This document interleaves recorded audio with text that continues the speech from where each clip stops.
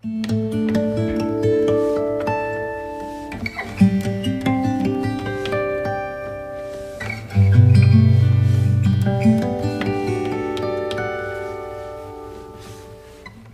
compañeras, compañeros, a esta nueva emisión de Alternativas. Estamos con Héctor Juliano, compañero argentino, experto en temas financieros, monetarios, en temas de la deuda externa, que ha tenido nuevamente la gentileza de aceptar la invitación para continuar esta larga conversación de esta beta del pensamiento, que tiene características universales sin duda, pero que tiene también raíces específicas en el Río de la Plata. Ya son más de 200 años de una tradición del pensamiento que confluye también necesidades del desarrollo con lo que fue una tradición, por ejemplo, en los orígenes de los Estados Unidos con Alexander Hamilton, o también en momentos de construcción nacional en la Francia de Luis XIV con Colbert. Es decir, o en la Alemania de fines del siglo XIX con Bismarck. Es decir, yo creo que las propias tareas del desarrollo obligan a los países, de manera más específica, a las élites, a generar sus marcos teóricos y que en algunos casos pueden estar vinculados a propuestas más de izquierda, más inclusivas, más vinculadas a procesos redistributivos, a la integración de los sectores populares, en otros momentos históricos a posiciones más elitistas e inclusive de matrices precapitalistas. Muchísimas gracias, Héctor, y bienvenido. Bueno, un gusto retomar el contacto. Espero que sí, continuemos la reunión de la vez pasada, donde allí hemos hecho énfasis, si no me recuerdo mal, en aspectos analíticos. Y tú me pedías avanzar en un tema que es más difícil. ¿Cuál sería la alternativa de una política económico-financiera nacionalista, ¿no? Aclarando que hoy en día la palabra nacionalismo, paradójicamente, es una palabra que tiene mala fama o que se le ha hecho mala fama, ¿no? Como si hablar de nacionalismo supusiera una ideología agresiva, belicista, etcétera, cuando primero todas las grandes potencias son muy nacionalistas y además cuando sus políticas son nacionales. Así que yo el gran dilema que veo es, en teoría, una política económica nacionalista sería posible. En la práctica lo veo muy difícil, a nuestro pesar. ¿Por qué? Porque el mundo ha cambiado y como hablábamos la otra vez, la finanza predomina sobre la economía. Entonces, cualquier política alternativa tendría que ver ambas facetas. ¿Por qué? Porque si hablamos de una política económica alternativa sin una reformulación de la política financiera, estamos en el aire, ¿no? No sé si tenías alguna pregunta, Déjame, si no. sí, déjame solamente hago una glosa chiquita de lo que acabas de decir, porque me parece que es crucial y que tiene que ver con la introducción que hacía. En efecto, no es en cualquier momento, es decir, el tema de lo nacional tiene sus momentos y siempre en función de cuál es la cumbre, digamos, de ese desarrollo que se está dando en el centro del sistema, no en la periferia. Es decir, nosotros siempre estamos contestando, en el doble sentido de la palabra, ¿no es cierto? Contestando la propuesta, la influencia, las determinaciones que nos viene desde el centro del sistema. Y cuando el centro va pasando también sus fases, es claro que el nacionalismo, tanto en el centro como en la periferia, fue distinto en la época, digamos, liberal clásica de principios del siglo XIX. Es muy distinto el nacionalismo a finales del siglo XIX con el surgimiento de los monopolios. Es otra cosa el nacionalismo cuando existen las políticas fordistas, keynesianas, de sustitución de importaciones. Es totalmente distinto el desafío para el nacionalismo cuando tenemos que enfrentar esta globalización financiarizada con el neoliberalismo. Pero también, y ahí me parece que es muy importante el encadenamiento que hacías, Héctor, con las anteriores conversaciones, darnos cuenta de que esto no es para siempre. Es decir, el propio neoliberalismo de manera endógena está haciendo agua. Es decir, hay una serie de contradicciones que muestran que por más que no porfiemos, por más que hagamos berrinche, el neoliberalismo no va a seguir funcionando porque ya se desbarató y la muestra más clave de esto es lo que está pasando no solamente en los Estados Unidos, en la propia Inglaterra, en Europa Occidental, en Japón, y nos quieren seguir imponiendo esta ideología neoliberal para que nosotros tengamos siempre la parte perdedora del tema, pero es obvio que tenemos que enfrentar. Parte del desafío es que ya el neoliberalismo, la globalización financiarizada como la conocíamos hasta hace poco tiempo, ya no está funcionando. Así es que empecemos desde ahí. Sí, sí. Yo creo que vivimos un momento en que, para quienes lo advertimos, estamos viviendo un liberalismo sin careta.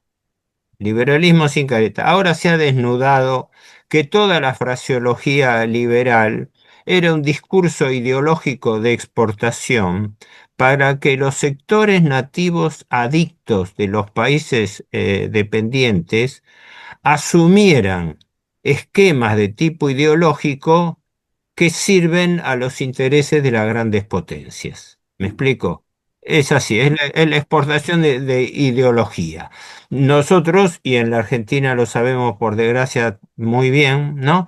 Estamos dirigidos desde hace décadas por una élite gobernante impregnada del discurso liberal, directo o indirecto. Directo cuando es formulado con gobiernos como el actual de Milei o el anterior de Macri, o como lo fue Menem en la década del 90, y no hablemos de la época del proceso militar bajo Martínez de Oz en el 75. Pero también ese discurso se mantiene solapado, disfrazado bajo los gobiernos socialdemócratas, como fueron el gobierno radical en la época de Alfonsín y como fue el largo periodo kirchnerista, que en definitiva blandió un discurso alternativo, pero en la práctica convalidó todo lo actuado por el sistema. Para mí, si no se entiende eso, no se entiende nada de lo que A ver, pero yo vamos creo a... que aquí sí vale la pena que yo te retomaría la palabra a partir de esto para que nos clarifiques en tu versión del tema. ¿En qué medida es que los gobiernos kirchneristas, porque yo diría también hubieron distintos momentos, ¿no? Es decir, el Sí, kirchnerismo del bueno, fue un principio, largo periodo, efectivamente, sí. el kirchnerismo de la segunda parte, cuando después de Mar del Plata, después de que hicieron fracasar al ALCA, es totalmente distinto, ¿no es cierto? Y Sí. obviamente, ¿no es cierto?, habría que poder discriminar esa situación para no decir que es lo mismo Milei que de ninguna manera que Kirchner, No, ¿no? no, no, no, No, no estoy diciendo eso, sí, pero estoy diciendo que ese sería un funciona. punto importante. Bueno, trato de explicarlo brevemente, sobre todo remitiéndome a los últimos tiempos. No digo que son lo mismo, pero que son, uno es funcional al otro, es decir, que no hay una contraposición. Ejemplo concreto. El gobierno kirchnerista rigió desde el año 2003 hasta el año 2015 y adviene el gobierno liberal de Mauricio Macri. Macri toma las riendas del poder y en 2 años aumenta la deuda pública en 83 mil millones de dólares. Da un discurso prometedor, hay una frase célebre de él que replica hoy en día Milei, que dice, vamos a tener una lluvia de dólares, ¿no? Una expresión típica, ¿no? Es decir, una promesa ideal.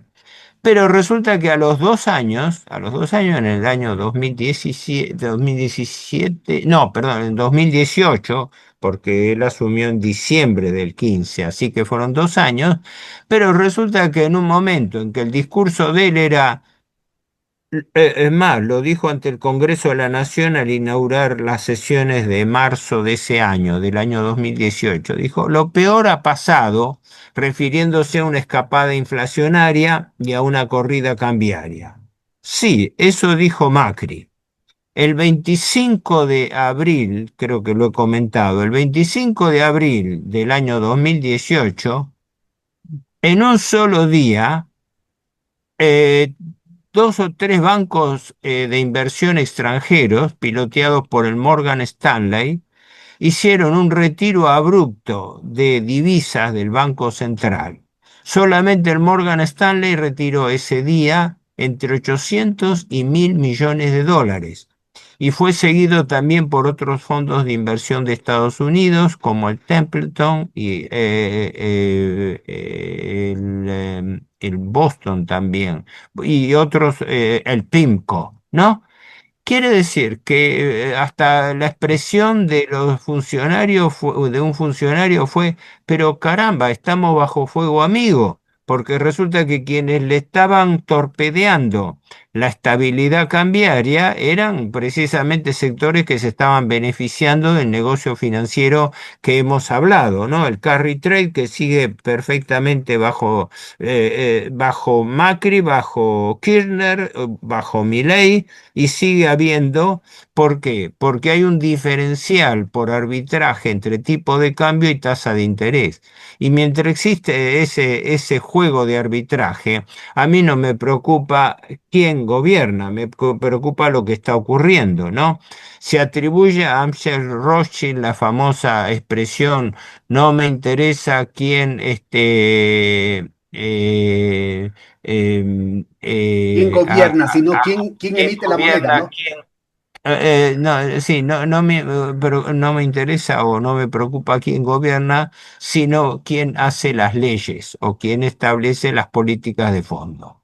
¿Por qué? Porque es sabido que Macri a los 2 años fracasó, así, con mayúscula y subrayado, fracasó, porque un gobierno que se estaba jactando de llevar el país adelante, de haber superado lo peor, tuvo que recurrir a un salvataje de emergencia récord del Fondo Monetario Internacional que le dio en su momento, le otorgó 57.000 millones de dólares de préstamo, de los cuales desembolsó 45. El resto tuvo que suspenderlo porque ya era escandaloso de que la mayoría de esas divisas se utilizaron para venderlas en el mercado. Que además el Cuando Fondo esto Monetario está lo sabía, ¿no? Es decir, lo sabía el Fondo Monetario, lo sabía el gobierno de Macri, lo sabían los economistas que hacían porras en todo el mundo a favor de Macri, de la misma manera exacto. que saben que lo que está haciendo Milei ahora es totalmente insostenible, de la misma manera que saben que lo que está haciendo Noboa en Ecuador es totalmente insostenible. Es un cinismo terrible. Pero yo quisiera retomar un punto que me parece central, porque buena parte de esto hemos conversado en otras ocasiones, Sí, pero me sí. parece que vale la pena insistir en esta trampa del carry trade, ¿no? Es decir, dijiste una frase que me parece que es Así. muy, muy importante. No interesa de qué partido sea, qué ideología tenga, de Sí, qué sí. religión sea, si es que está esta trampa estructural, tiene que comportarse de esta manera. Y yo creo que sobre eso es lo que vamos a conversar en esta sesión. Permíteme una pequeña aclaración para redondear la idea. ¿Por qué digo que funcionalmente son lo mismo? Porque cuando advino el nuevo gobierno kirchnerista último, que sucede al gobierno de Macri entre el año 2019 y el año 2023, resulta que el gobierno kirchnerista decía tener un discurso distinto, pero convalidó todo lo actuado por Macri, empezando por el préstamo irregular del Fondo Monetario que Exacto. actuó como Entonces, verás, yo te A propondría, mí me interesan los hechos. yo te Sí, propondría, Héctor, justamente apuntar ahora nuestra conversación a estas trampas estructurales. Hace un momentito mencionaste el tema del carry trade y ahora sería la trampa estructural de la deuda externa. Son dos trampas estructurales que son muy importantes de ubicar. son Porque parte de lo mismo, son parte de lo mismo en claro, realidad. entonces, a ver, la solución real no era otra política económica si es que estaban dentro de esa trampa porque iban a terminar haciendo lo mismo. El punto fundamental Claro. era haber rechazado esa deuda externa que era ilegal dentro de la normativa argentina y era ilegal dentro de la normativa del propio Fondo Monetario El Internacional. propio Una fondo, el auditoría estatuto. internacional de la deuda externa como la que se hizo en el Ecuador hubiera permitido a la Argentina tener unos horizontes totalmente distintos y al mismo kirchnerismo ser mucho más fiel con lo que podían haber sido sus principios, ¿no? Bueno, tú lo sabes mejor en Ecuador por experiencia anterior que nosotros, ¿no?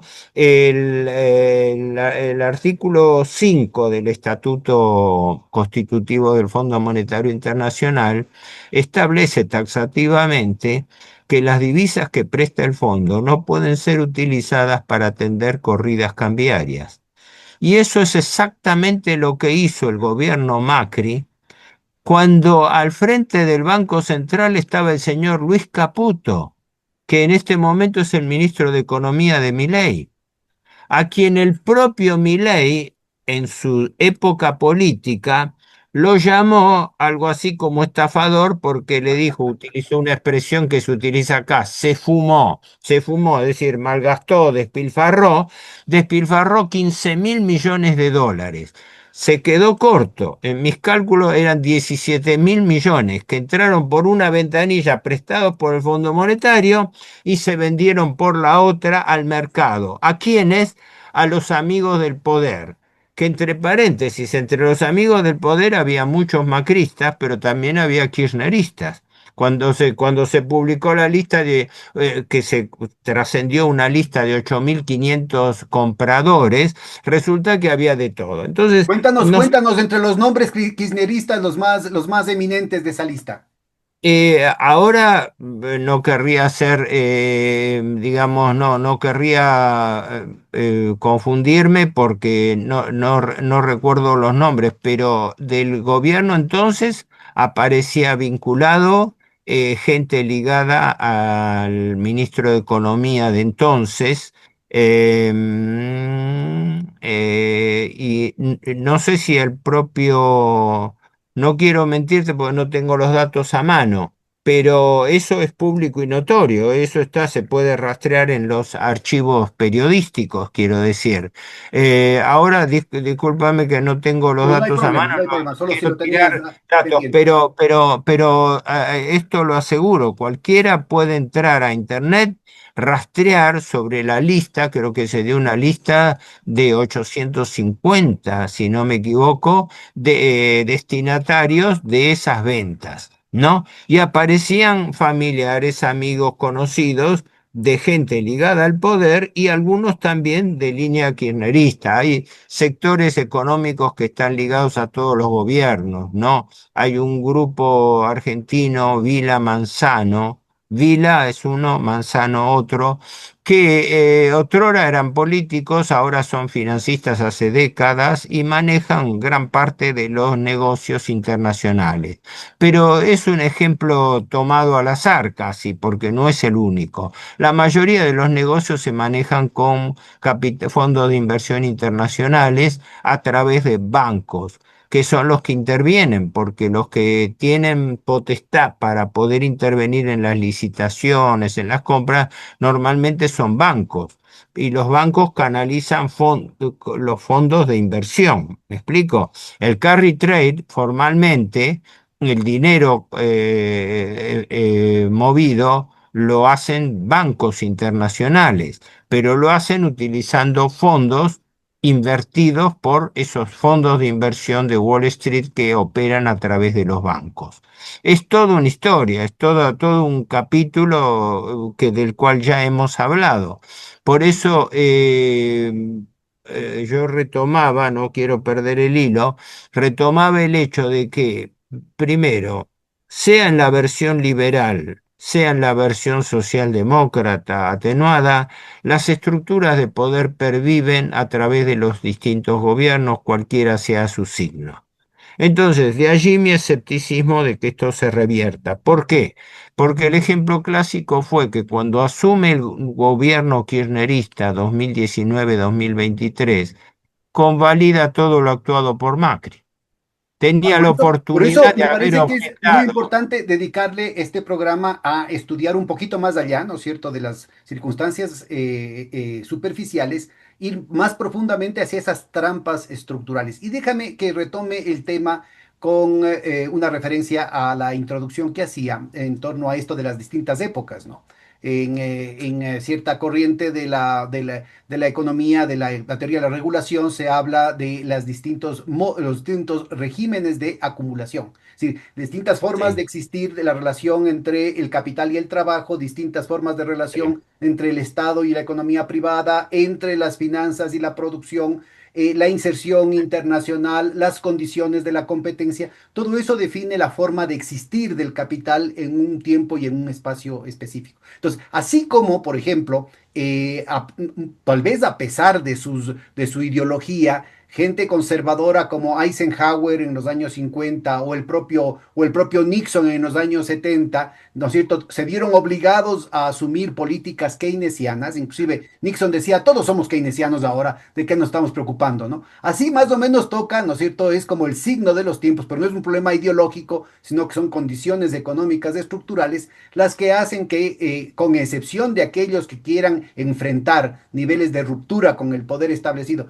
aquellos que quieran enfrentar desafíos que podrían acabar, por ejemplo, en lo que ha significado el secuestro del presidente Maduro o el caso de aquí en el Ecuador. No sé si tú conoces, Héctor, acá un presidente muy de centro, mucho más de centro que lo que podría ser un Raúl Alfonsín en Argentina, para que tengas una idea, Jaime Roldós, como no obedeció las consignas del imperio, le hicieron un accidente aviatorio, ¿no? Y Ah, entonces, sí, sí, y sabía entonces eso. sí, que Sí, es más o menos en las mismas épocas y con la misma tecnología que tumbaron el avión de Omar Torrijos en Panamá. Entonces, yo creo que es muy importante ubicar, ¿no? Ubicar estas situaciones, sí. la verdadera dimensión de estos problemas. Y por eso te decía, retomemos un poquito el tema de la trampa de la deuda, que es especialidad tuyo, y el tema del carry trade. Y para poder entender por qué, si es que ya un gobierno, un ministro de finanzas, un presidente del Banco Central, se resigna a estar dentro de la trampa de la deuda, no arremete en contra de la trampa en sí mismo, está condenada a repetir las mismas Parte de, políticas neoliberales. pero en este momento la economía argentina es realmente intervenida por la banca Morgan, pero no figurativamente, prácticamente. Todos los funcionarios del gobierno superiores provienen de la banca Morgan. Y yo digo también, no sé si han dejado de pertenecer porque en la práctica son lo mismo. El ministro de Economía Caputo y su viceministro Daza. El titular del Banco Central Bausili y su subtitular Werning. El secretario de Finanzas, que primero era Kirno, que ahora es canciller, y el que lo sucede, Leu, todos exfuncionarios de la banca Morgan. ¿Quién está en este momento decidiendo sobre el paquete de ayuda, entre comillas, que está negociando la Argentina? La banca Morgan con 6 o 7 bancos asociados. ¿Mm?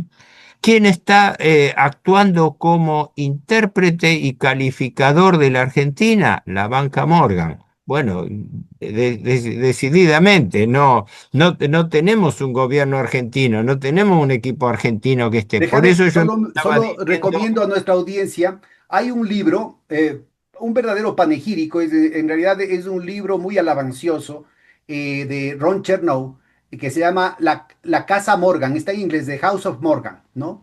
Yo sí, creo que es muy importante porque a pesar de que intenta justificar las cosas y a pesar de sí. que intenta más o menos darle una manito de gato, digamos, a la imagen de los Morgan, no puede dejar de, por elemental credibilidad académica, por elemental credibilidad y que le compren el libro en definitiva, porque Ron Mm. Chernow tiene libros hechos para varias de las dinastías bancarias en el mundo, sobre todo gringas, Ah, angloamericanas. No puede dejar de mencionar una evidencia, no lo dice con todas sus letras, pero deja toda la evidencia que muestra que la Casa Morgan todo el tiempo estuvo articulada al gran pulpo de los Rothschild, ¿no? Entonces, el nombre de bueno, los Rothschild en eso Estados tiene. Unidos fueron los Oh, Morgan. una historia muy grande, bueno, ahora no nos vamos a desviar a eso porque entraríamos en la historia financiera, pero cabe recordarlo. En el año 1907 hubo una famosa crisis bancaria bursátil en Estados Unidos, de la cual se atribuyó que quien la desató fue, entonces vivía Piper Point Morgan, el famoso banquero. En ese momento se dijo, se denunció, como pasa siempre, no se pudo probar, de que actuaba en función de los intereses de la banca Rothschild. ¿Y qué ocurrió? Frente a la crisis inducida por el desmadre de los valores de bolsa de Nueva York, apareció El Salvador. El Salvador era Morgan. que daba un préstamo, que no sé si era de 200, 400 millones de dólares, para que sirva como fondo de estabilización. Así que ese viejo relato ya lo conocemos por experiencia. Y es el Entonces, toda viejo, la y es la vieja receta de crear el problema para después venderte la solución, ¿no? Es claro, provocar el problema para hacerlo. Por eso yo partía de la base de que en teoría sería posible imaginar una política económico-financiera nacional, pero que en la práctica la veo hoy en día inviable. Ahora, si hipotéticamente hubiera un gobierno, una administración nacional que quisiera confrontar este sistema, tendría que atacar antes que la política económica, la política financiera. La política financiera yo la veo siempre en sus tres capítulos: política monetaria, política Déjame cambiaria subrayo y esto. A ver, fiscal. Héctor, me parece que es importantísimo esto que dice, la forma como presentas el problema. A ver, dices, no Sí, hay opción de crear la mínima alternativa si no se cambia, si no nos desconectamos en definitiva del claro. yugo financiero que ha sido forjado durante estas décadas de neoliberalismo. Entonces, aquí está el punto fundamental, estas trampas a las que estábamos haciendo referencia, que son dos temas específicos, digamos, dos recetas técnicas específicas, Sí, sí, tiene sí. que ser entendido en el marco de todo este mecanismo de dominación financiera que se ha ido construyendo y se ha ido profundizando a partir precisamente de la gran trampa de la deuda de finales de los años 70 y que en el caso de Chile con Pinochet y de Argentina con Videla fueron los grandes experimentos mundiales, porque fue aquí en América Latina donde se inició el experimento neoliberal. Ahora sí, vamos Y te viendo. agrego, Sí. y te agrego algo. Hay que seguir especialmente, no porque yo sea y esté en la Argentina, sino hay que seguir muy especialmente la experiencia Milei. Porque la experiencia Milei es el prototipo que se está utilizando desde Wall Street para establecer un nuevo sistema estable institucional estable de dominación financiera y que no está garantizado que pueda sobrevivir por su propia inconsistencia. Porque la gente está Milei está recibiendo halagos y elogios de todo el mundo, pero el país está al borde de la cesación de pagos. Mira, Milei hoy, está... hoy, hoy, a propósito, te doy un dato que acabo de oírle a Jorge Alemán, un psicoanalista muy conocido, un psicoanalista argentino muy conocido a nivel mundial, hace- que acaba de dar unas referencias para la provincia de Buenos Aires exclusivamente, que decía que ahorita la tasa de suicidios es más alta que la tasa de homicidios.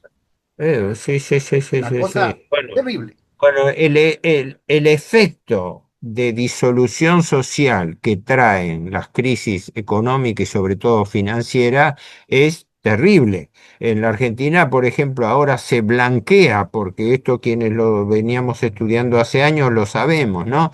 Se blanquea la terrible caída de la natalidad, producto de una combinación maléfica entre falta de recursos, también el estado de disolución familiar que existe, porque los jóvenes tienden a no casarse, a no formar familias estables.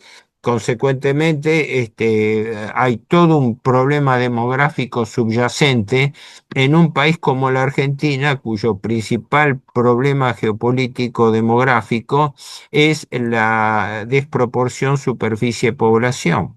Tenemos una densidad de población, tenemos 47 millones de habitantes en un país con 2,8 millones de kilómetros cuadrados. Así que si entramos en el terreno ese, bueno, nos suicidamos antes de seguirlo señalando. Pero tratando de no perder el hilo con respecto a lo que lo que me pedías, una idea de política alternativa. Hay que seguir muy especialmente, no solamente lo estamos haciendo acá algunos, bueno, mucha gente, desde ya todo quien se ocupa de economía, pero también desde el exterior con respecto a la experiencia Milei.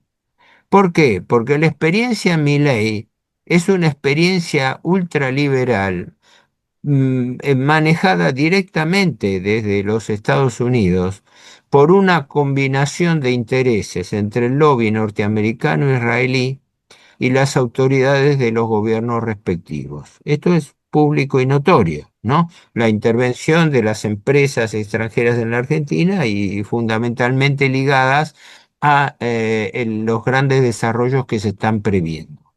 ¿Qué ocurre? Desde el punto de vista financiero, la Argentina está en virtual default. Concretamente, te doy tres números para que tengas idea.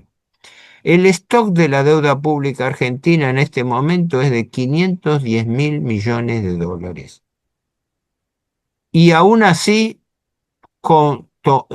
considerando las cifras oficiales, porque desde la gestión Milei, que empieza en diciembre del año 2023 hasta ahora, Milei habría aumentado la deuda oficialmente en 72.000 millones, pero extraoficialmente en 120, 130.000. ¿Por Claro. qué? ¿Por qué? ¿A qué se debe esa diferencia de 50 a 60.000 millones?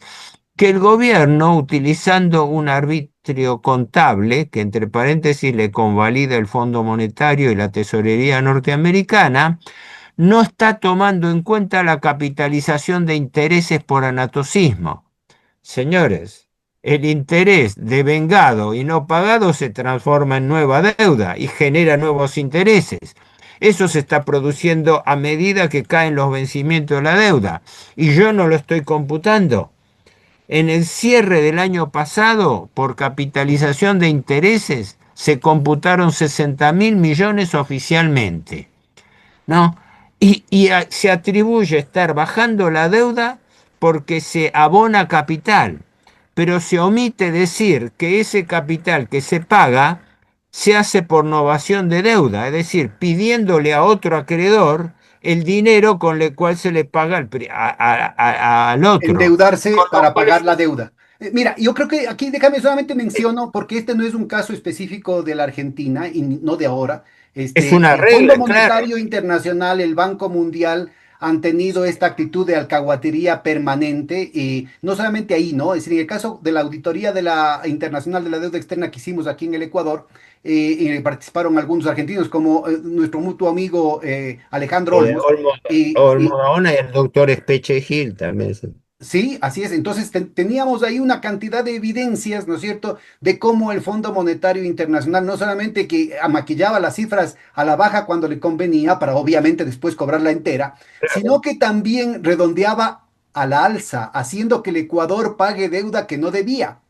¿No? Es decir, Ujú. este es un tema muy importante que algún momento tendríamos que conversarlo con detalle, porque esto Sí, parecería que sería imposible a esas alturas, digamos, en las altas élites, digamos, de la tecnocracia, pero así de grave. Imagínense lo que eso significaba. Pero no solamente sí, eso, sino que recordemos que no solamente era el Fondo Monetario y el Banco Mundial y no solamente era con países del tercer mundo, sino que en el caso de Grecia y también de España se mostró que tanto el Fondo Monetario, el Banco Mundial, la Unión Europea y la OCDE, la Organización para Cooperación y Desarrollo Económico, que es un club sí, sí, solamente de los países ricos, habían sí, estado maquillando las cifras de la deuda griega que sí. había contratado a Goldman Sachs Goldman para que Sachs, justamente exacto. haga una leguleyada y que convierta, atentos por favor, atentos, porque esto ya es, nos quedamos cortos nosotros, hasta los argentinos se quedan cortos con esta situación, porque Sí, las estadísticas del gobierno griego fueron maquillados por Goldman Sachs, se hicieron pasar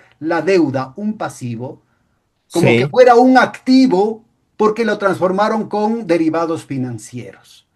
Es decir, Sí, hicieron esto una deuda cuasi fiscal en su momento fue denunciado que excedía. Yo no sé si la suma total que se ocultó en Grecia, si no me equivoco, fue de unos 160.000 millones de dólares a través de esta maniobra de Goldman Sachs, que fue denunciada y fue observada por las autoridades de la Unión Europea porque escondían una parte de la deuda griega. pero no hubo Entonces, sanciones. Mira, todo esto de aquí es fraude. Y nada, nadie tuvo sanciones, ni dentro de Grecia, ni con Goldman Sachs, ni con las autoridades europeas que aceptaron esa información. sí, sí, sí. Por eso señalaba el tema este de que esto ha sido denunciado incluso por gente liberal allegada al gobierno. Cito siempre al doctor Carlos Rodríguez, es un académico del SEMA, que es una universidad liberal, a quien el propio Milei propuso como presidente del Banco Central. Y este hombre, Carlos Rodríguez, lo denunció públicamente a Milei diciendo que estaba mintiendo con el superávit fiscal y con la deuda pública. ¿Por qué? Porque no tomaba en cuenta la capitalización de intereses. Es claro, es una cosa elemental. Los intereses que van cayendo y no se pueden pagar se transforman en capital. La Argentina tiene una tasa de interés promedio ponderada del 9,19%. SIC, oficial, Ministerio de Economía. 9,19% promedio de deuda, de intereses, de tasa de interés en dólares. Eso significa que si lo aplicamos a un stock de deuda de 510 mil millones, nos da que los intereses a pagar en un año por la Argentina pasan los 45 mil millones de dólares. Y todo el plan de ajuste que está llevando a cabo Milei, con la aquiescencia y la dirección del Fondo Monetario Internacional y el apoyo detrás de la tesorería norteamericana, le alcanzan para pagar entre 10 y 11 mil millones, una cuarta parte. O sea, un país como la Argentina, que está pagando, que no paga capital y que paga una cuarta parte de los intereses, señores, ese país está en virtual, no en virtual, en default técnico. ¿No? Lo que pasa es que podemos seguir maquillando las cifras hasta el infinito. ¿Por qué? Porque utilizamos ese procedimiento contable. No contabilizamos los intereses que se capitalizan con el argumento, no lo vi expreso, pero lo deduzco, con el argumento que le acepta el fondo de que le permite que los intereses capitalizados se muestren al final de la obligación. Ah, no, eso es un chiste. Es un chiste porque yo tengo entonces un título que vence a 3 años y los intereses que se capitalizan sobre ese título los voy a ver dentro de 3 años, cuando yo probablemente no estoy. Va a haber otro Déjame, que... hago el paralelo con el Ecuador, que es muy importante para nuestra audiencia. El mismo truco, fíjense, porque Ecuador y Argentina son los tubos de ensayo para esta nueva oleada neoliberal. Atentos, sobre todo para aquellos que se hacen ilusiones. Ah, no, es que Trump, con Trump se acabó el neoliberalismo y ahora venimos los nacionalistas, los soberanistas, los continentalistas y cualquier otro adorno que le quieran poner al asunto. Es proteccionismo para los ricos y es más neoliberalismo, más brutal, más descarado, como mencionabas, Héctor, para los países pobres. Entonces, ¿cuál es el punto fundamental, no? Aquí en el Ecuador también hicieron un bochinche cuando se acabó el gobierno de Correa, diciendo que nunca el Ecuador ha estado tan endeudado, y en realidad en el gobierno de Correa se llegó a 39 mil millones de dólares de deuda externa por el tema del terremoto, del fenómeno del Niño, la caída de los precios del petróleo, etcétera, etcétera, que fueron la tormenta perfecta en eso, en ese último año de gobierno. El punto fundamental es que de entonces para acá, más que se ha duplicado la deuda, o sea, ha pasado de 40 mil en números redondos a 92 mil, ¿no? En números redondos, sí, Hoy pero en no hay día ni una, 92 mil. a Hoy en noventa y día dos la... mil. Pero no Sí, hay, sí. pero no hay ningún, no hay, primero no hay ninguna obra, porque en la época de Correa el Ecuador dejó de comprar energía, pues pasó a ser absolutamente soberano en términos energéticos, había hecho puertos, aeropuertos, carreteras, en fin, toda la infraestructura que todo el mundo conoce, pero ahora sin ninguna obra, más que se duplica la deuda externa, cada Sí, año pagamos, el presupuesto del Estado se paga más por servicio de la deuda y la deuda sí. nunca se reduce. Claro, claro. Entonces, Por fíjate, eso, este año se está pagando en el presupuesto 16 mil millones de dólares para esos 92 mil, lo cual muestra que la tasa implícita que se está pagando en el Ecuador es mucho más alta que la Argentina. Y sin mm, embargo, ¿no es cierto? Está proyectado que para el año siguiente vamos a estar en alrededor de 110 mil como stock de deuda. Entonces, yo creo que es muy importante darnos cuenta de esto, ¿no? La trampa de la deuda son mecanismos, ¿sí? Que Sí, sí, saben perfectamente el Fondo Monetario y los economistas neoliberales saben perfectamente cómo funciona y sin sí. embargo obligan a nuestros países a que quedemos atrapados en esta situación para obligar a la economía en su conjunto a seguir pagando tributo a estos amigos del poder a los que hacías referencia. Claro. Hago no, no es una digresión, hago un comentario que creo que es oportuno a esto. Todos sabemos por texto que el Estado tiene tres fuentes básicas y clásicas de financiamiento. La recaudación tributaria, impositiva y previsional, la emisión controlada de dinero y el endeudamiento público, pero con una característica, que mientras que la recaudación y la emisión monetaria no tienen un costo directo para el Estado, la deuda sí lo tiene, porque por el dinero que tomo pago interés. Un profesor falleció hace ya unos cuantos años, que yo trataba, el doctor Walter Beberaya Allende. Una vez me lo decía con toda simpleza, dice: Juliano, dice, no hay ninguna duda, dice, entre emitir dinero y emitir deuda, al Estado siempre le va a ser más conveniente emitir dinero, porque por el dinero que emite no paga interés, mientras que por la deuda sí, y además no toma condicionamientos. Así que una verdad de perogrullo tan simple es precisamente la más atacada. Fíjate lo siguiente: en este momento, el gobierno argentino, que dice estar empeñado en una lucha contra la inflación a través del corte de la emisión monetaria, está emitiendo dinero a raudales. ¿Por qué? Porque por la compra de dólares que hace, emite dinero sin respaldo. Y entonces la Argentina, para cumplir las exigencias del fondo de comprar y tener reservas internacionales, que esas reservas internacionales son para garantizar el pago de la deuda, entre paréntesis, ¿no? Y el pago al propio Fondo Monetario Internacional. Pero el gobierno, cada vez que compra dólares en el mercado, lo hace emitiendo dinero. O sea, emite dinero para comprar dólares en el mercado para cumplir con la meta de reservas que le Y impone el Fondo hago Monetario. caer en cuenta a nuestra audiencia de la trampa, ¿no? De la mentira que significa eso. Porque el rato que está comprando con pesos argentinos los dólares en el mercado, está inyectando más dinero, más liquidez en moneda nacional que puede inmediatamente ser utilizado para presionar todavía más sobre el mercado cambiario, Claro. obligando a que se revienten todas las metas del programa monetario y financiero, obligando a que haya una mayor devaluación y por tanto debilitando todavía más la situación de la moneda, debilitando todo el programa macroeconómico. O sea, Bueno, que la debilidad está incluida ahí mismo. ¿Cuál es la clave del asunto? Que por un tema meramente religioso, ideológico, ¿no es cierto? Es un tabú hacer que todas las exportaciones ingresen sus dólares al Banco Central, como fue la práctica común en el norte y en el sur, en todos los países durante muchas mientras décadas que la antes de que base empiece argentina la está moda neoliberal. en eximirlas, efectivamente. La mayor parte de las divisas de exportación se pueden liquidar en el extranjero. Amén de que se está produciendo y se sigue produciendo un ingreso artificial de dólares financieros. Porque acá, vos lo mencionabas antes, acá hay que diferenciar que las deudas de los países son deudas financieras, no son deudas económicas, no son deudas que se contrajeron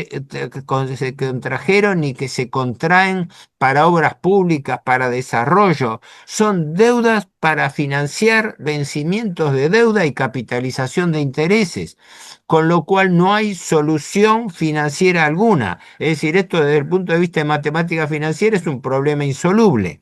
Y lo peor es que tiene su formulación académica, una formulación académica que es de tipo dogmático.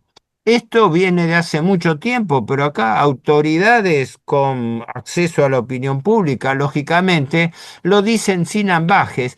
No, no es ningún problema que no se pague el capital de la deuda. La deuda no se paga nunca, la deuda siempre se refinancia. La clave es tener el dinero para pagar intereses y entonces, si pagamos los intereses, nos renuevan indefinidamente el capital. Bueno, siempre digo lo mismo. Si yo fuese asesor de una empresa y voy al dueño de la empresa, un dueño que defienda sus intereses, no que le esté vaciando financieramente, y le digo, señor, tome deuda, pero yo no puedo pagar esta deuda. No, no importa, usted la refinancia la deuda, paga los intereses y sigue endeudándose. Bueno, creo que si yo diera ese consejo a un empresario racional, no termino de decirlo que ya salí volando por la ventana, ¿verdad? Entonces, todos estos émulos que están ponderando continuamente la supuesta racionalidad de la administración privada frente a la irracionalidad del manejo de la opinión pública, resulta que los liberales, cuando llegan al poder, se olvidan de la racionalidad financiera que recomiendan a la actividad privada y son los principales endeudadores. Se estima que la deuda Milei, oficialmente, yo el cálculo me da 72, pero si le calculo aproximativamente la acumulación por capitalización de intereses estaría entre 120 y 120 y 130 mil millones de dólares de aumento en 2 años. Macri en sus 2 primeros años la aumentó 83 mil millones y tuvo que pedir el salvataje para poder completar su gobierno, su periodo de gobierno al Fondo Monetario con un préstamo récord. Ahora, con Milei pasó exactamente lo mismo. Milei estaba a punto de caer en default y perder las elecciones de octubre del año pasado. Pero en la semana anterior apareció el presidente Trump y el secretario de Tesoro Bessent y le garantizaron al país un swap, un pase de monedas por 20 mil millones, más una ayuda adicional que le daría a la tesorería norteamericana de otros 20 mil, más el ok del fondo. Bueno, lógico, el votante medio que no entiende nada de economía ni se lo explican, se dio cuenta enseguida. Si no votamos al presidente Milei este domingo 26 de octubre, el lunes 27 tenemos una corrida cambiaria, porque los fondos de inversión que están lucrando con el carry trade se retiran, como se retiraron el 25 de abril del 2018 con Macri. La corrida cambiaria se traslada a los precios y tenemos una estampida inflacionaria en 24 horas. Ahora, Así que, cuéntanos por favor, de esos ofrecimientos de la administración Trump, ¿cuánto de eso se concretó? ¿Cuánto de eso fue realidad? bueno, la pregunta es oportuna. El secretario Bessent habló de tres ayudas que se daban en su momento, en octubre del año pasado, a la Argentina. Un pase de moneda swap, que vendría a ser un préstamo transitorio, por 20 mil millones de dólares. Ese fue el único desembolso que hizo Estados Unidos por activando 2.200, 2.500 millones de dólares sobre los 20.000. ¿Mm? O sea, el préstamo tenía un tope de 20 mil millones, pero lo que realmente desembolsó la tesorería norteamericana por swap antes del fin de semana, un día jueves, el domingo eran las elecciones y el jueves se produjo el desembolso de la esperanza de la Secretaría del Tesoro norteamericano por 2.300 millones. Dinero que se retiró el día martes después de las elecciones. Dinero, o sea, Todo es aire caliente. A ver, yo creo que esto es muy importante. para que tenga dinero en caja el día de las elecciones, nada más, y después se lo retiró. Debería quedar grabado en la mente de nuestra audiencia. Esto de aquí es fundamental, ¿no? Es decir, los bancos centrales, ya en toda esta cuestión así celestina, hipócrita, hablan de la Open Market Operations, o sea, las operaciones de mercado De abierto, que mercado supuestamente abierto. el libre mercado, ¿no es cierto?, lo reconocen, no es tan libre porque los propios bancos centrales se meten para intervenir y para manipular los precios, para manipular las cantidades, manipular el ánimo de los participantes en las bolsas de valores, etcétera, etcétera, en los mercados cambiarios, etcétera, etcétera. No, pero Esto es muy déjame, importante, pero luego aparece, aparte del Open Market Operations, aparece el Open Mouth. operations. O sea, las operaciones de abrir la boca. Es puro boca. Ah, es claro, esa es otra. Pero vos me preguntabas con respecto a cuánto desembolsó Estados Unidos. Nada. ¿Por qué? Porque el préstamo, el swap no fue activado. O sea, activar, explico para los oyentes, para los espectadores, activar es la parte de ese préstamo comprometido que realmente se desembolsa. Como estoy diciendo, los 2.000 y pico millones que desembolsó la tesorería, los desembolsó el jueves antes del domingo de elecciones y después los habría retirado entre el martes y el miércoles siguiente. O sea que fue nada más que una forma de mostrar una garantía para que pudiese eventualmente el gobierno Milei mostrar que tenía dinero en la caja.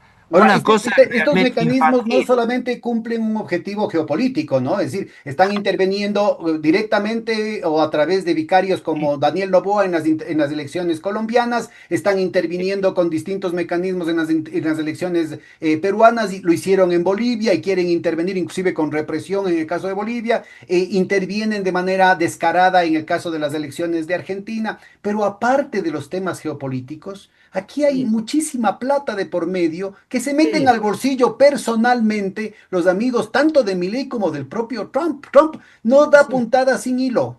Milei Yo, no da yo, puntada yo sin creo, hilo. yo Noboa creo no que, da puntada sin hilo. Todas estas cosas, aparte de esa agenda geopolítica, incluye una buena tajada para sus respectivas familias. bueno, pues, de hecho, eso está, no solamente está sobreentendido, sino lo más grave es el carácter con que lo hacen, porque no lo hacen con el carácter de asociados, emprendedores, empresas afines, sino lo hacen en carácter de empleados de la estructura de poder. Por eso se están destapando escándalos todos los días acá en la Argentina, como habrás oído hablar del escándalo de la moneda Libra, que es un negociado que se hizo con criptomonedas en la cual aparece directamente involucrado Milei. Ahora se está discutiendo porque el jefe de gabinete, Adorni, aparece con un enriquecimiento tremendo incompatible con sus ingresos. Antes fue desafectado otro de los asesores de Milei, un economista expert, porque se demostró que estaba financiado con dinero del narcotráfico. Se están destapando escándalos todos los días, pero se le pone, digamos, atenuante a la difusión de esas operaciones. Pero lo más importante de esto es que no, estos negociados no los capitaliza el gobierno, lo capitaliza algunos funcionarios. Creo que hemos comentado la vez pasada que el ministro de Economía, Luis Caputo, a través de su declaración jurada, surgió hace ya un año y medio atrás que le descubrieron, no sé si eran 5 o 7 cuentas en la isla de Man. La isla de Man, una pequeña isla que hay entre Irlanda y Gran Bretaña, que es un paraíso fiscal. Y bueno, aparecía el ministro de Economía solamente allí porque se descubrió, y todavía su argumentación, una vez que le preguntaron, fue que bueno, pero él había declarado esa cifra, que esa cifra, esas cuentas surgieron porque aparecían en su declaración jurada.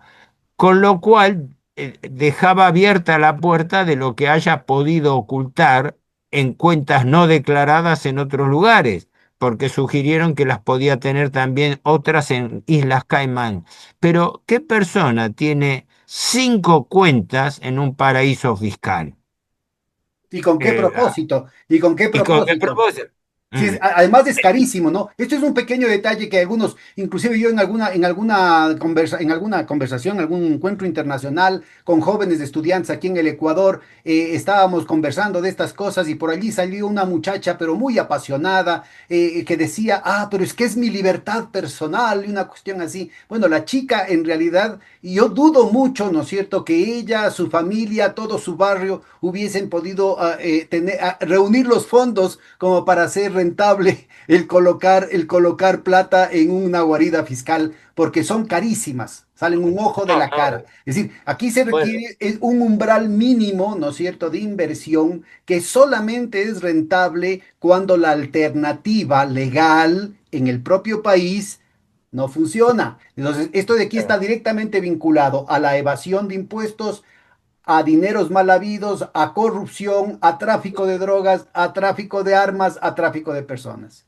sí, podría traer infinidad de ejemplos, pero el que fuera ministro de Economía de Macri en el periodo, ocupó gran parte del periodo de Macri, desde el 2015 hasta el 2018-19 prácticamente, Duhovne, resulta que en una oportunidad le preguntaron también por su declaración jurada, teniendo en cuenta que las declaraciones juradas en la Argentina y en todo el mundo son una cuota aparte de lo que realmente el titular tiene, ¿no? Pero le preguntaron cómo era que él, que como ahora Caputo está reclamando el blanqueo de dólares que la gente tiene retenido para que la gente ponga en circulación y blanquee los dólares que llaman dólares del colchón, en el sentido que la gente ahorra en dólares porque es moneda dura. Es la ley de Gresham, es la ley de Gresham aplicada a la realidad. Si el peso está expuesto a una devaluación muy grande, aún así la Argentina se confunde. Milei ha derrotado la inflación, pero la gente ignora que desde que está Milei, la inflación aumentó 320%.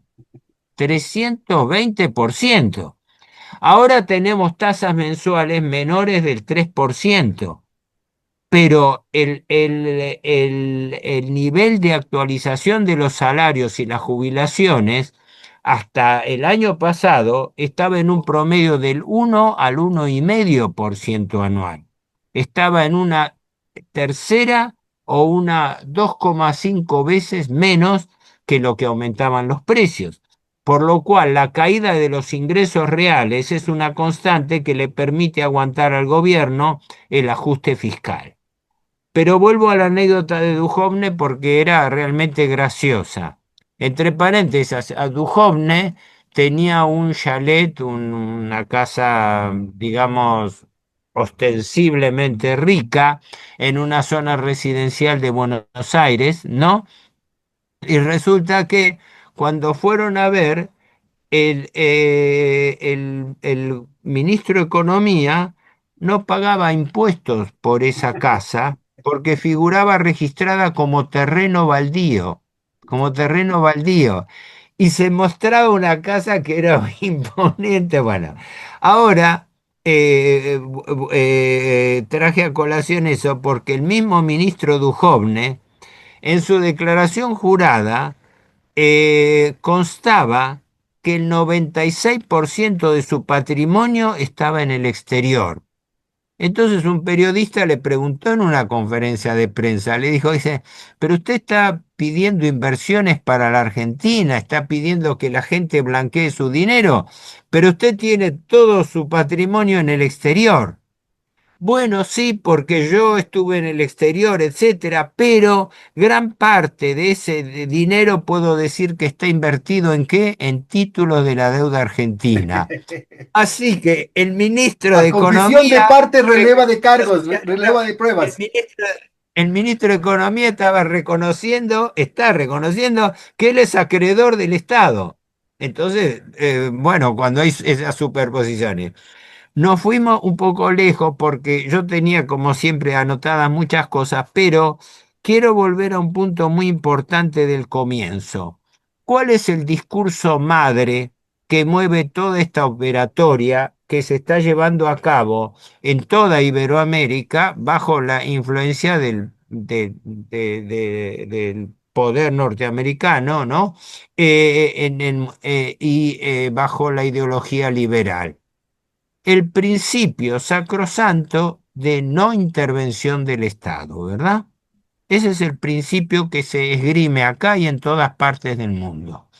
Ahora bien, hay una vieja premisa que dice que si el Estado no controla la economía es controlada por los grandes grupos oligopólicos que financiera y económicamente manejan los negocios de la economía.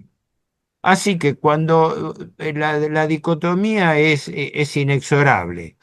O la economía la controla el Estado o la controlan los grandes monopolios y oligopolios privados. Yo digo siempre, el Estado tiene tres funciones básicas que cumplir en materia económica. Planificación, regulación y control.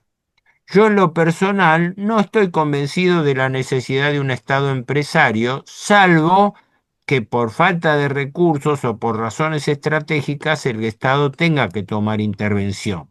Pero en eso no tengo ninguna discrepancia conceptual de que el Estado intervenga en negocios privados. Es más, el que controla normalmente no se controla a sí mismo.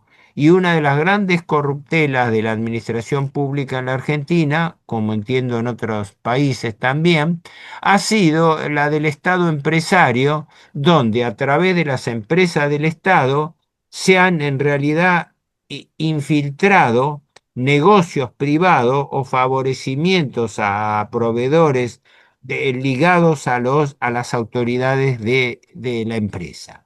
Así que yo no estoy, yo miro las cosas con objetividad, pero voy a esto. El argumento ahora tomado como un mantra de que la clave es la no intervención del Estado en la economía, esconde abiertamente una discrecionalidad, un favoritismo y un subsidio al capital privado. En la Argentina se ha establecido un mecanismo por ley que tiene las siglas RIGI.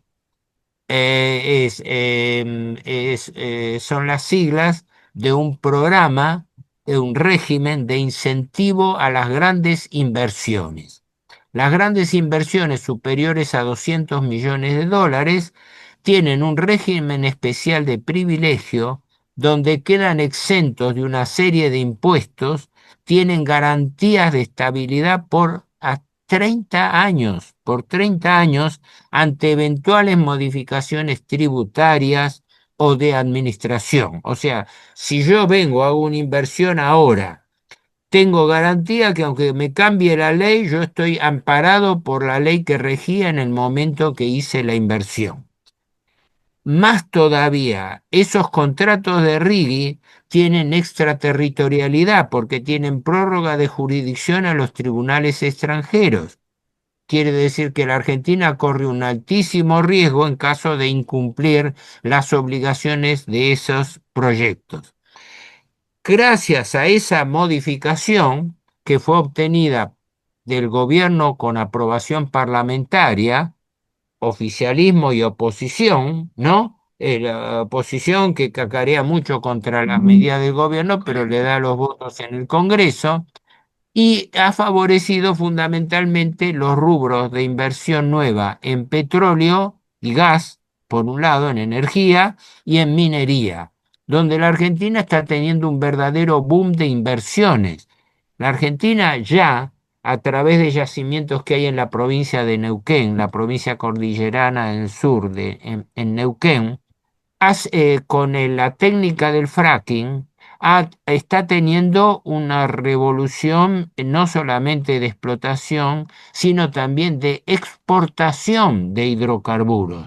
Se está en este momento licitando el último tramo de un oleoducto y gasoducto para exportar petróleo y gas. O sea, la Argentina, de ser un país importador de gas, va a pasar a ser exportador. Y eso, La eso decía Argentina, en un episodio que tuvimos con Horacio Robelli, que debes conocerlo, nos contaba que ah, justamente la apuesta es este nuevo horizonte petrolero, minero y también con el tema de litio, ¿no? Entonces, sí, la verdadera apuesta de este modelo neoliberal es seguir vaciando al país mientras dure la entrada de claro, divisas que va a venir por el lado de este nuevo porque horizonte primario extractivista.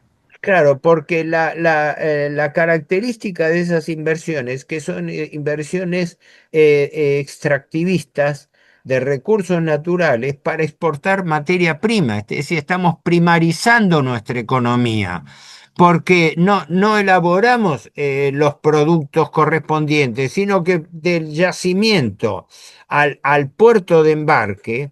Construimos un oleoducto, construimos gasoducto para que eso se exporte, para conseguir divisas. Y esas divisas se utilizan ¿para qué? Para poder soportar el pago de los servicios de la deuda pública. Déjame Entonces, subrayo el paralelo con el Ecuador, ¿no? Es decir, insisto yo, sí, el imperio, en la agenda imperial, después del susto que se pegaron con estos gobiernos tibiamente progresistas, digamos, ya para no sí, pelearnos con Héctor Giuliano, sí, con el susto que se pegó, que es obvio que se pegó el susto, ¿no? Al punto que meter preso a Lula y armar así. semejante desbarajuste aquí en el Ecuador, meter la presa a Cristina, es decir, claramente, claramente ellos quieren que no vuelva a repetirse este experimento. Entonces, claramente entraron con venganza, regresó un neoliberalismo más extremista que inclusive que el de Videla, más extremista que el de Pinochet. Al menos aquí en el Ecuador no hemos tenido un parangón con respecto a esto. Pero es muy importante ubicar que en última instancia, ¿no es cierto?, son estas rentas territoriales, que no es la lógica, no es la lógica de la ganancia, no es la lógica de la innovación, sino es la lógica del monopolio, o sea, es la lógica de la propiedad de la tierra la que define la nueva relación en un horizonte abiertamente depredador, es decir, ya en la lógica del imperio, inclusive con todas las veleidades proteccionistas, supuestamente nacionalistas de Trump, ¿no es cierto? Claramente América Latina es o un basurero o abiertamente una cantera. Y pare de contar, ¿no? Y en ese sentido, digamos, de estas trampas, solamente quería yo introducir una cuestión que retoma lo que habíamos conversado, ¿no? Estas Sí, trampas a las que hacíamos referencia, ¿no es cierto?, operan de manera formidable. El mismo cuento que hicimos el cuento de solamente la mitad de la trampa del tipo de cambio, ¿no? Del carry trade. Porque la segunda parte de esa misma película ya la vivió el Ecuador, porque lo que pretenden ahora en Argentina es aplicar la receta que aplicaron hace 25 años en el Ecuador. ¿Cómo? Miren, después de que se inyecta moneda nacional para comprar los dólares y mantener las reservas, supuestamente como una medida técnica de sí, sacrificio, pero de sostenibilidad en el largo plazo, estás inyectando tal cantidad de liquidez en moneda nacional que ese se convierte en un potencial para atacar el objetivo de tipo de cambio de la moneda, por tanto, debilitar la moneda. Y como bien mencionaba Héctor hace un momentito, ¿no es cierto? Esa expectativa de que va a haber una devaluación por esta debilidad de la moneda, esa debilidad estructural, ya de por sí generaba el que la gente se vuelque a ahorrar en dólares. Este es un punto muy claro, importante porque así funcionó la dolarización de mercado antes que obliguen la dolarización oficial. ¿Cuál es el siguiente paso? Obligar al Banco Central a que, mm, entre comillas, neutralice, esterilice esas cantidades gigantescas de divisas claro, vendiendo bonos del Banco Central con una tasa de interés muy rentable para obligar a recoger los excedentes de liquidez en moneda nacional del mercado local. ¿Cuál es el problema? Que cada vez tienen que pagar tasas de interés más altas. En el caso del Ecuador, Héctor, espero que estés bien sentado. sí, En el caso del Ecuador, el Banco Central, la víspera de la dolarización oficial, tenía que pagar tasas de interés del 150%, con lo cual inyectaba más dinero, más monedas nacionales, ¿no es cierto?, de las que recogía del mercado. Y esto era claro, obligado por el Fondo Monetario Internacional. Acabo con un pequeño detalle. El sí, representante residente del Fondo Monetario Internacional, John Thornton, que estaba aquí en el Ecuador, una vez decía todo el tiempo que estaba en contra de la dolarización y una vez que logró la dolarización aquí en el Ecuador, se fue inmediatamente a la Argentina para provocar la dolarización en Argentina, pero fue Néstor Kirchner el que se le puso de por medio y fracasó, se acabó su carrera por eso. Sí, aunque quiero aclarar que el endeudamiento sistemático del Banco Central por esa vía fue inaugurada en la Argentina después de la crisis del 2001, en que la Argentina entró en default. Y fue originada en las llamadas LEBAC, letras del Banco Central, que llegaron a pagar, ahora me decís acá, llegaron a pagar hasta tasas del 140%. En el Ecuador, mira, esto de aquí no es casual, a eso me refería. Quien estuvo en el Fondo Monetario allá en Argentina, en Buenos Aires, fue John Thornton, fue el mismo. Y porque en el Ecuador esto se hizo Sí, en el 1998 y 1999. sí, ¿Sí? sí, Entonces, esto de aquí es una cuestión supuestamente técnica, aplaudido, por cierto, por todos los sí, sí, sí. economistas, todos los gurús de la economía, tanto locales como extranjeros, porque venían representantes del Fondo Monetario Internacional, vino Fisher, vino Eliana Cardoso, algunos que se decían que eran progresistas, vino Eduardo Lora, vinieron, bueno, Sheikman, vino Ricardo Hausman, ¿no? Entonces venían acá los gurús a decir que esto era la octava maravilla y que es lo que tenía que hacerse. Bueno, se sabía perfectamente, o sea, ellos vinieron cobrando, ¿no es cierto? Y sabían perfectamente que estaban prostituyendo la profesión. Aquí no hay ninguna cuestión técnica detrás de esto, es una verdadera Pero superchería y por eso es una tan importante el avanzar al siguiente punto. Entonces, ¿cuál sería la alternativa, Héctor? Esa es la pregunta. Bueno, primero aclaro lo siguiente, las diferencias. Después a partir del año 2002, el Banco Central se transformó en una caja de endeudamiento paralela al Estado Nacional. Ese fue también uno de los caballos de batalla de todos los críticos y en particular de los liberales que hablaban de esta práctica del endeudamiento del Banco Central. Pero una práctica que no fue eliminada del todo, porque ahora, por ejemplo, el Banco Central tiene endeudamiento en letras de corto plazo también en dólares, con lo cual el Banco Central sigue deudando en dólares, con la única diferencia que hizo un traspaso de deuda que estaba en pesos equivalente a unos 20.000 millones de dólares, hizo transferencia al Tesoro de la Nación.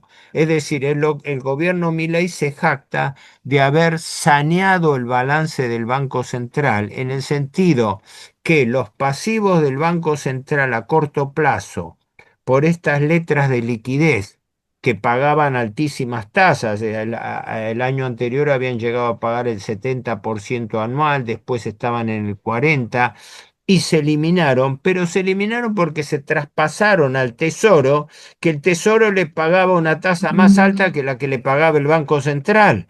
Ese fue el motivo por el cual el Banco Central pudo desprenderse, porque los bancos acreedores le exigieron que para retirar el dinero del Banco Central y prestárselo al Tesoro, el Tesoro le pagase una tasa más alta que la que estaba cobrando en el Banco Central. Todo ese proceso se completó en los dos primeros años de gobierno de Milei y en este momento la situación del Banco Central argentino habría que hablarla especialmente, pero tiene un problema grave, manifiesto, que es que el Banco Central está contrayendo también deuda en dólares, lo cual es, desde el punto de vista de la ortodoxia del Banco Central, también es una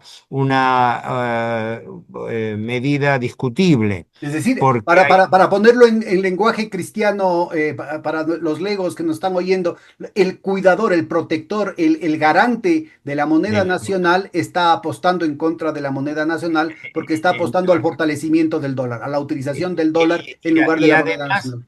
y además está falseando una información, no falseando, está sosteniendo artificialmente una situación anormal, porque el Banco Central es tenedor, si no me equivoco, de unos 79.000 millones de dólares en títulos públicos.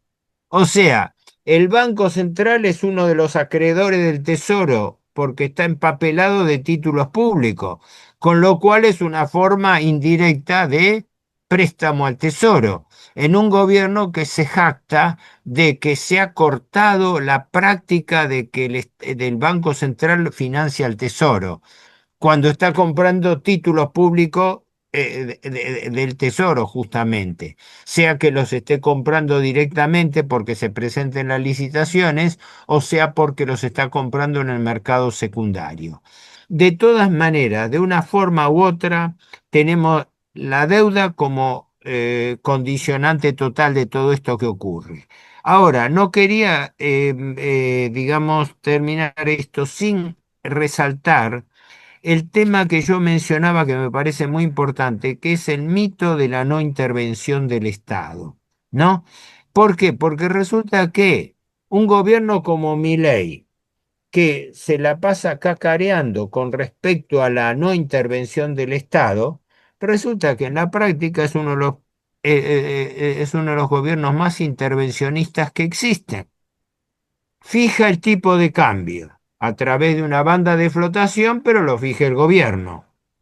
Establece topes para las paritarias laborales, los contratos de convenciones colectivas de trabajo, para que las convenciones colectivas de trabajo no aumenten en promedio más de un 1% mensual los ingresos de los trabajadores, cuando la tasa de interés mensual está entre un 3 y un 2,5%. La O tasa de sea, inflación, dices. es claro, pues, de tal manera que se produce una caída de los salarios reales porque la inflación es mayor que el aumento de las paritarias. Por eso en este momento está creciendo el malestar sindical, que entre paréntesis, los dirigentes sindicales en la Argentina han sido bastante tolerantes con las medidas de este gobierno, ¿no?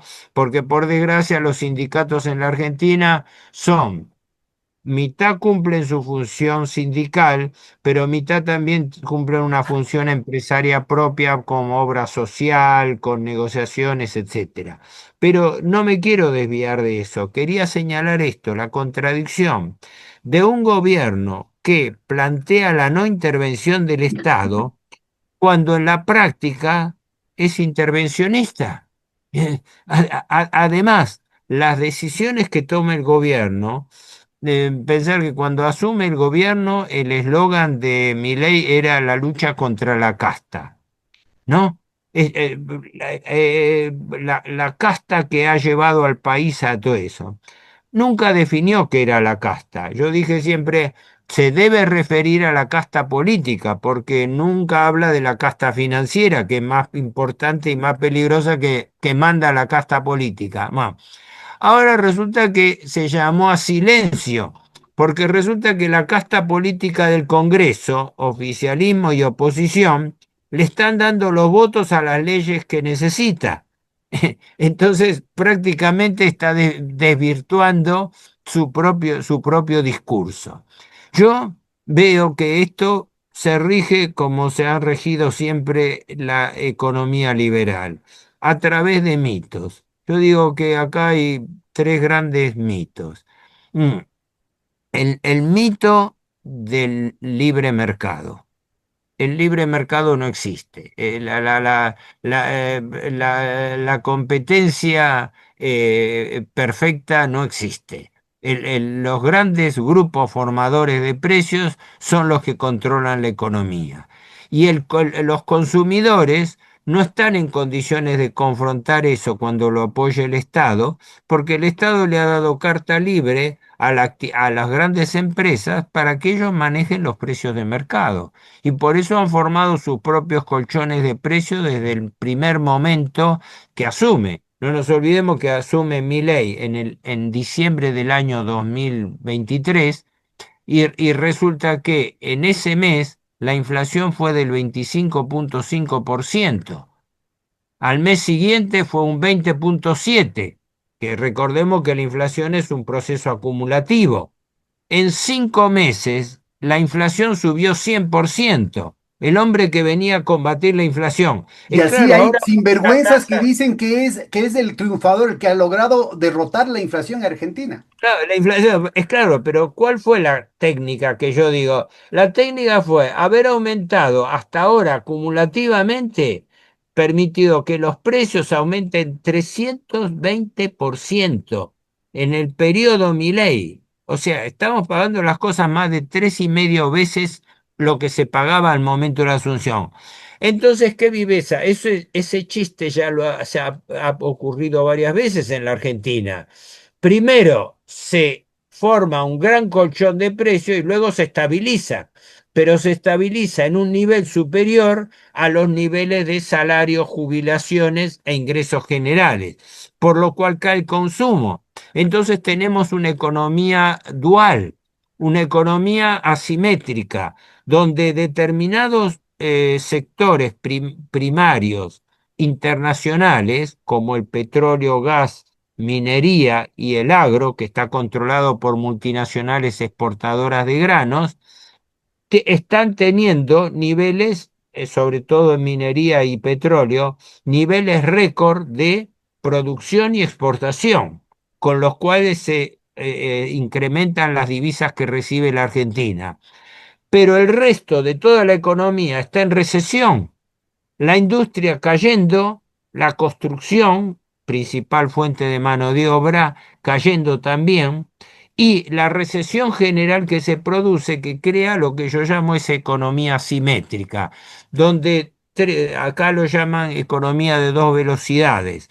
Es claro, dos, tres sectores motores de la economía frente a una recesión de la economía general. Por lo cual, con eso se establece lo que yo he estudiado y conozco como una economía de tipo neocolonial, es decir, una economía Casi de donde enclave, ¿no? los sectores claves de la economía exportadora están manejados por empresas multinacionales. Además, el Estado está sobreendeudado, de tal manera que toda la política económico-financiera pública, el presupuesto del Estado, está destinado a qué? A una finalidad central: pagar servicio de la deuda. Entonces, las inversiones que vienen se subsidian a través de estos mecanismos de exención tributaria y garantías de largo plazo. ¿Para qué? Para que con las divisas de exportación primaria, la Argentina pueda comprar esas divisas para usarlas para pagar servicios de la deuda pública. ¿Me explico cómo cierra el circuito? Es decir, yo le doy beneficios y privilegios al capital extranjero para que venga a establecerse en la Argentina y explotar recursos primarios. Con esos recursos primarios hago exportación en gran escala de industria extractiva, no elaborada en el país, no industrialización en origen, y con el producido de esas divisas las compra a través del Banco Central emitiendo dinero para que el Tesoro a su vez pueda cumplir con los servicios de la deuda pública. Es un círculo vicioso perfecto, es decir, círculo vicioso donde dos, tres sectores privilegiados de la economía y subsidiados por el Estado, porque resulta que el Estado los exime de impuestos, los exime de obligaciones, le da garantías fiscales. Un gobierno que se la pasa hablando en contra de los subsidios, precisamente para favorecer el aumento de los precios y tarifas de servicios públicos, que en la Argentina, como en muchos países, están subsidiados.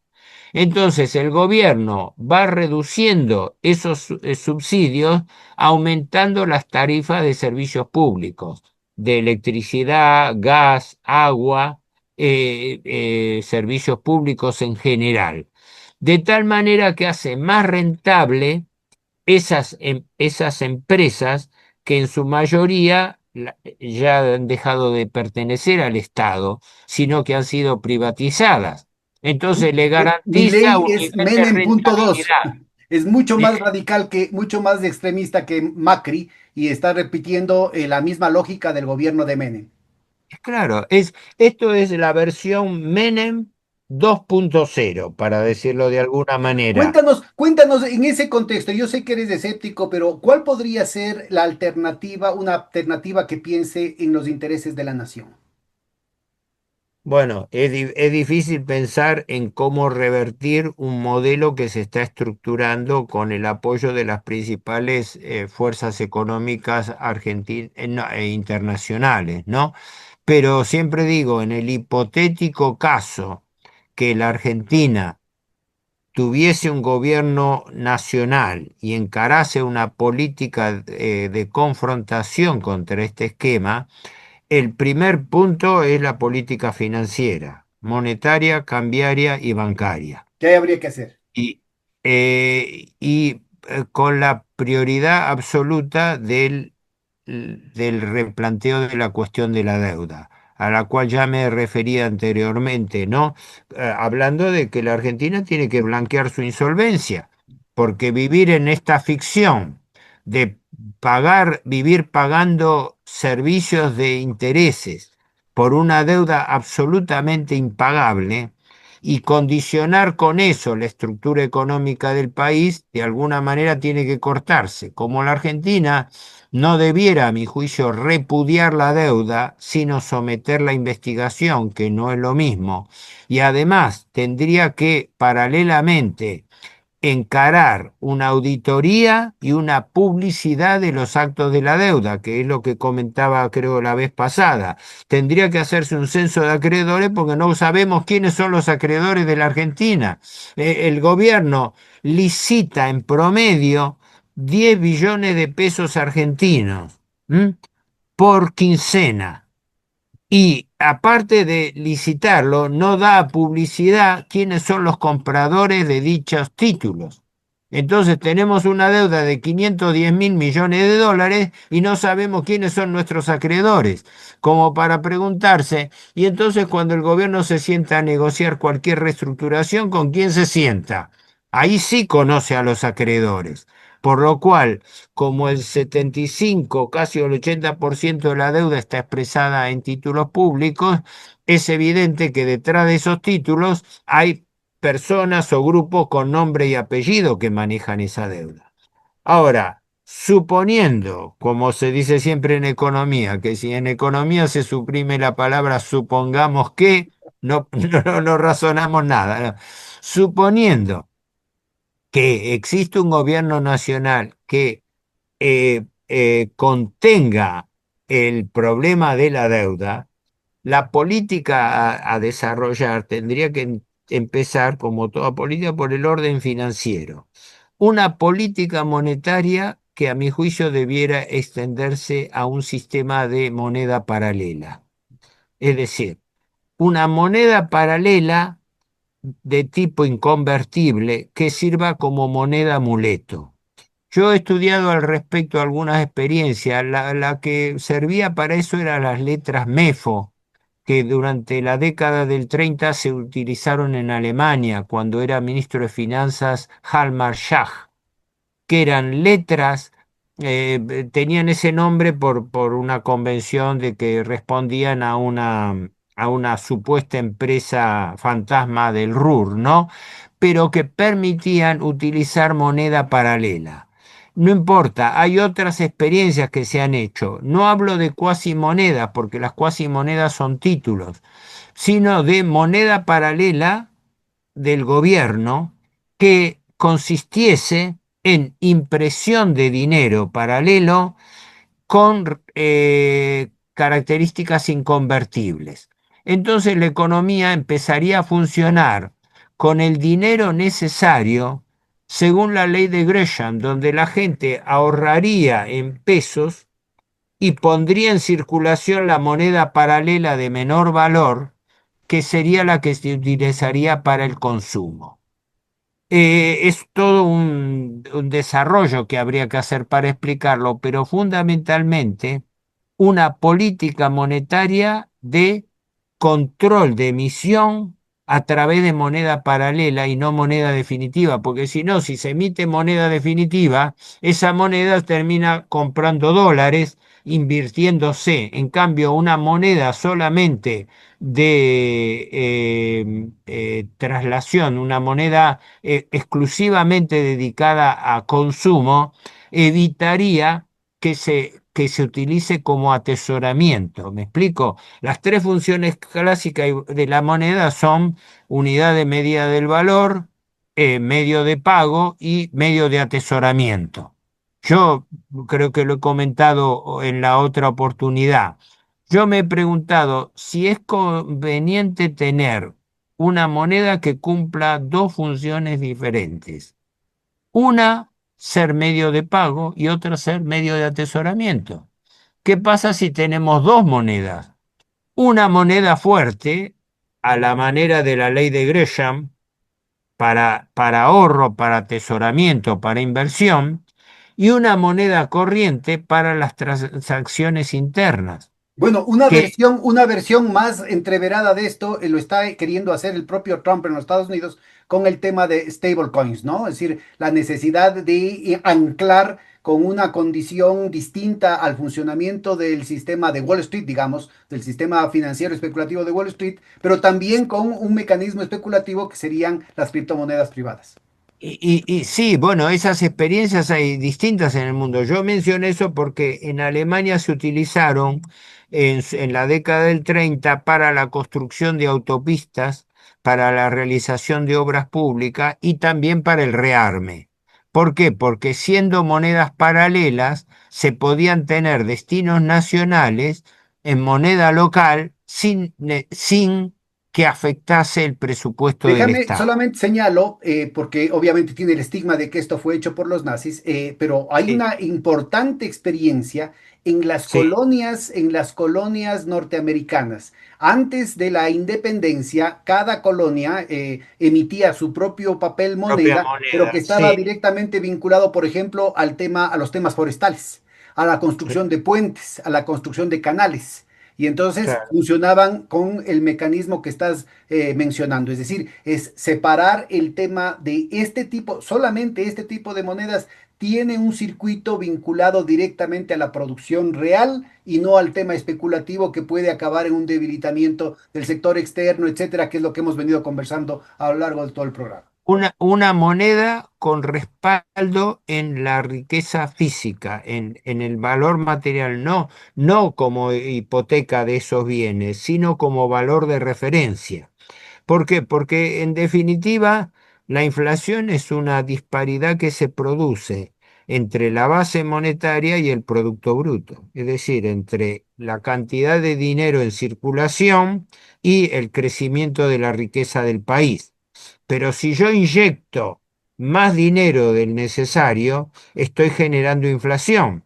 La forma de regularlo es que el excedente no se emita como moneda directa porque puede tener una derivación especulativa, sino que se fuerce esa utilización como moneda de consumo.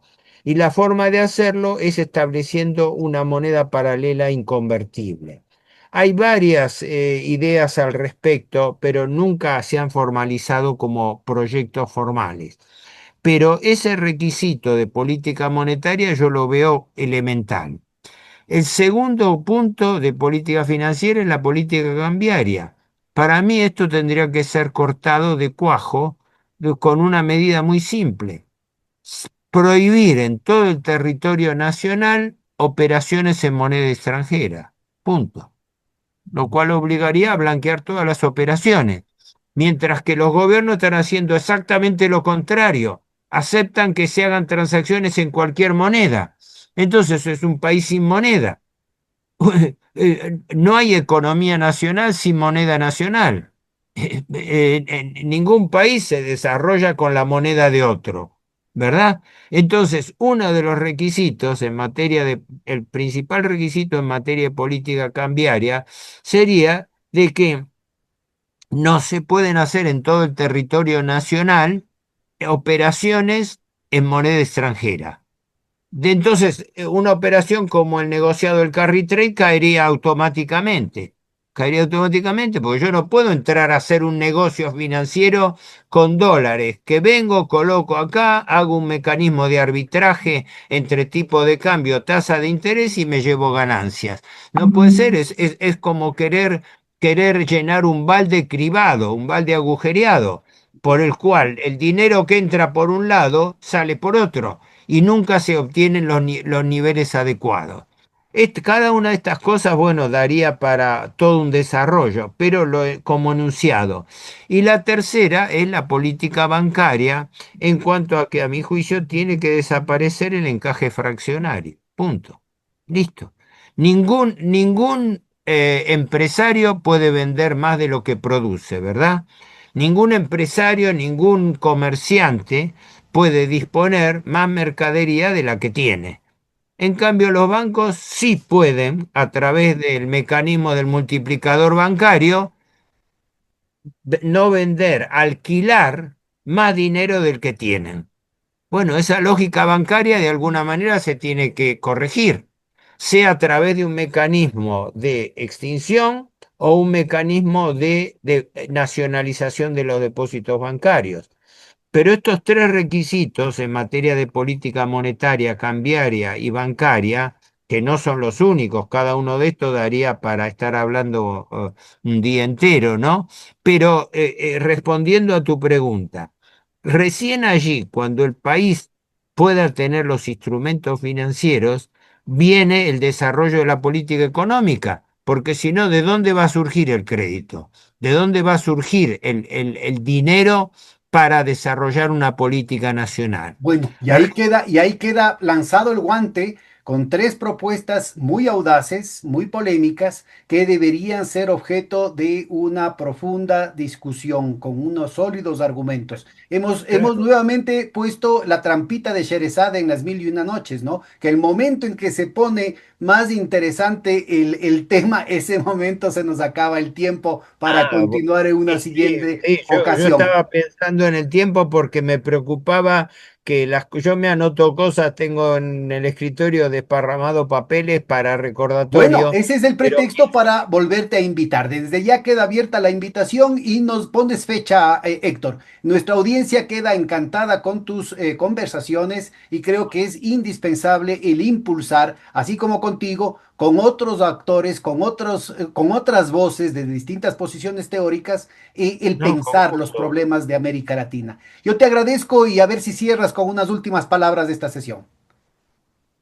No, bueno, simplemente esto. Esto es parte de todo un capítulo de análisis y proyecciones de la realidad argentina y mundial, donde está de por medio el problema de la deuda. ¿Por qué? Porque hay un concepto que se soslaya siempre, la presencia de la usura en el mundo moderno. La usura es, textualmente, la usura es el alquiler del capital prestado, es la renta financiera, ¿no? Se la camufla llamándola tasa de interés, pero la tasa de interés es el porcentaje de tasa que yo aplico a la usura. Pero el concepto es usura desde el derecho romano, la usura es la renta financiera. Si no rompemos con un esquema de fondo donde la renta financiera determina el movimiento de la economía, creo que no hay solución posible desde el punto de vista de una economía natural y una economía nacional. Este es el planteo simplemente, es decir, es necesario que en gran medida la finanza muera en su forma actual, muera, se reconfigure para que la economía física o real viva.